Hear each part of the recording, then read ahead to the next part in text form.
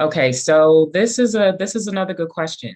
Um, I always say I tell my clients dying is an individual sport, so you want to make sure that you take care of yourself. Certainly, it's advantageous or usually it's more cost effective to plan with your spouse, because typically you both have, the same objectives, most of the time.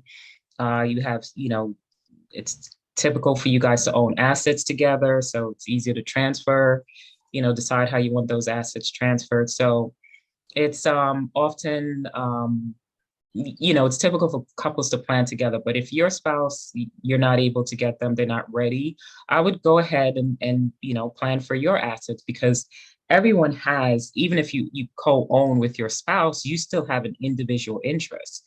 If it's just you and your spouse, you own 50% of whatever it is, the house, the bank account. So you can, well, the bank accounts, if they're jointly held, they would transfer to your spouse upon passing. But outside of assets that automatically transfer, like, life insurance, with beneficiary designations and bank accounts and things like that, your house and other real property, you do have your own interest in it. So you have an interest, your spouse has an interest.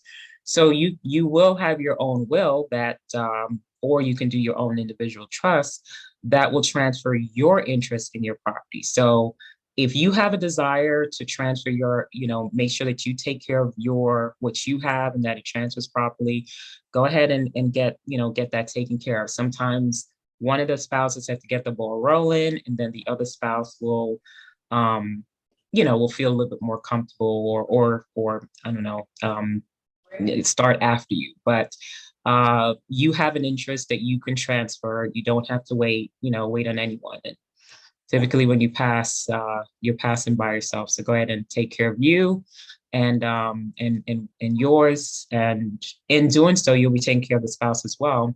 And then hopefully your spouse will come along after.